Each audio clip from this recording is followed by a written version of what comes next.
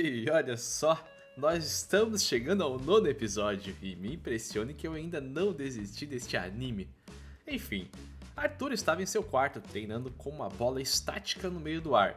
E então, apenas caiu ao chão já cansado, dizendo a si mesmo que conseguia fazer isso apenas por poucos segundos, mas sabia que precisaria dominar este poder para o futuro.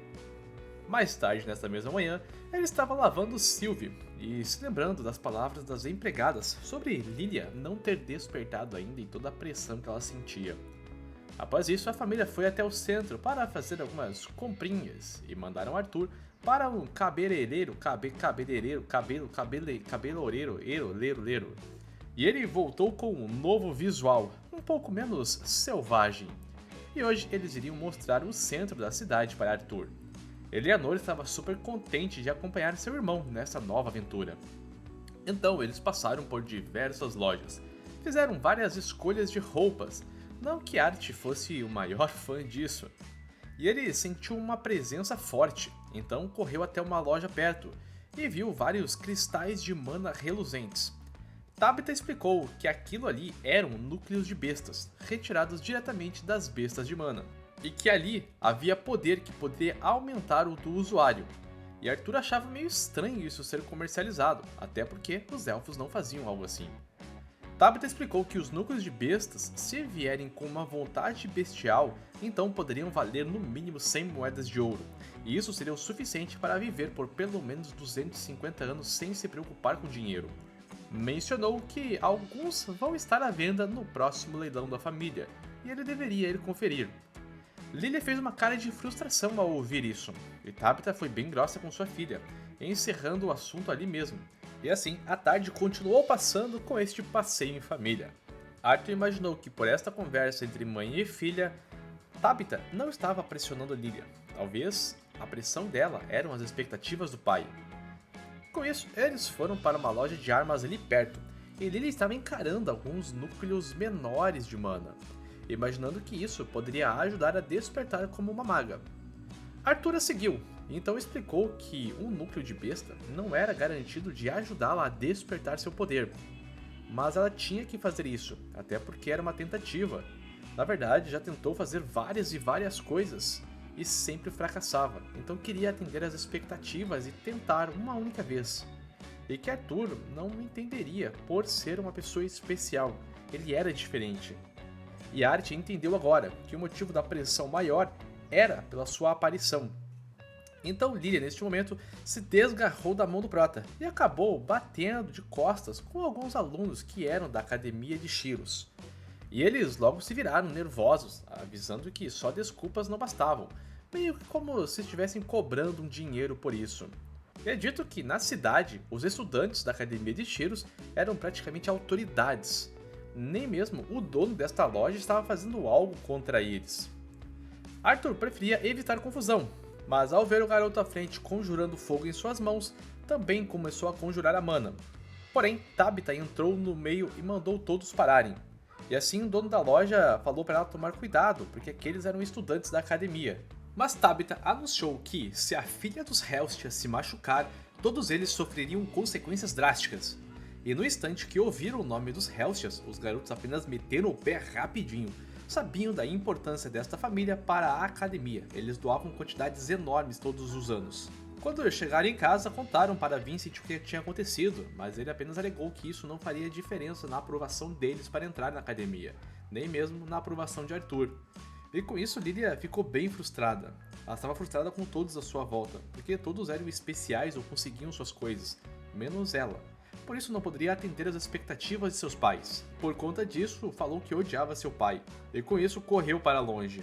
Naquela mesma noite, Arthur foi até o quarto dos empregados e Lilia estava lá. Afinal de contas, já estava frustrada e não sabia mais para onde ir. Além de que todos só sabiam falar de Arthur, era Arthur daqui, Arthur dali, e que ele iria para a academia de Shiros. E o Prota a encontrou e disse que todos estavam preocupados. E ele sabia que pedir desculpas agora seria um ato de arrogância da sua parte.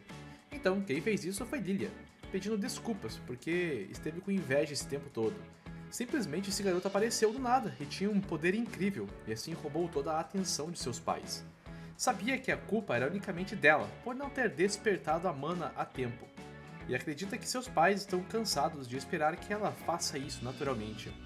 E Arthur sabia que sentimento era esse. Era a sensação de se afundar na escuridão da autocensura. Ela estava se culpando por algo que estava em sua mente.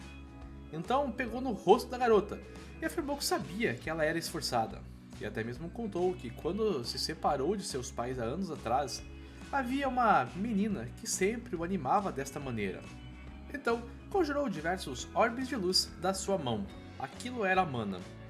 E afirmou que a expectativa de Vincent sobre ele era tipo a sua irmãzinha Eleanor.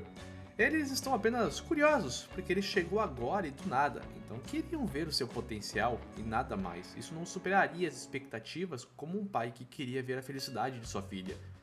Isso alegrou a garota, então ela contou que seu pai sempre desejou que ela fosse uma maga, porque sabia que o futuro seria glorioso e teria sua felicidade. Vincent não podia saber sobre essa pressão, mas ele causava isso indiretamente em sua filha. Neste caso, Arthur perguntou se ela realmente desejava usar magia.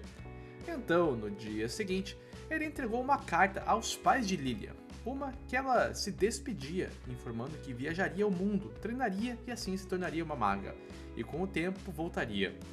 Claro que Vincent caiu de joelhos, dizendo que era um pai tolo. Neste momento se tocou que jogou toda a pressão em cima de sua filha, e que até mesmo mencionou que, independente se ela quisesse se tornar ou não uma maga, ela ainda assim era sua filha querida, não queria se despedir dela desta maneira. Nesse instante, Arthur falou alto para Lilia entrar na sala, e este foi um teste dela para seus pais, então pediu desculpas. Na verdade, Arthur pediu desculpas, sabia que este teste foi algo extremamente cruel a se fazer com eles. Mas Arthur não precisou de segundas explicações, ele entendeu que toda a culpa recaía sobre ele, porque foi insensível com todos ao seu redor, com sua filha por causar toda essa pressão e com Arthur por querer o mandar para a academia de imediato.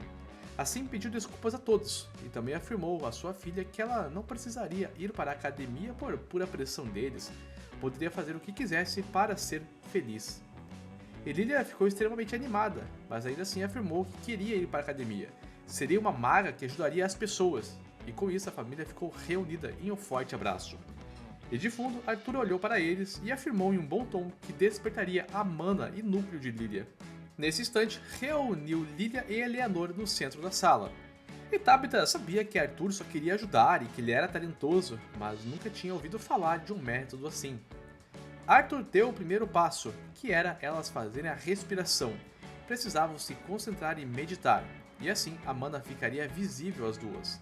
O segundo passo era fechar os olhos, respirar e ir em direção à escuridão, avançando até que uma luz aparecesse no meio de tudo isso.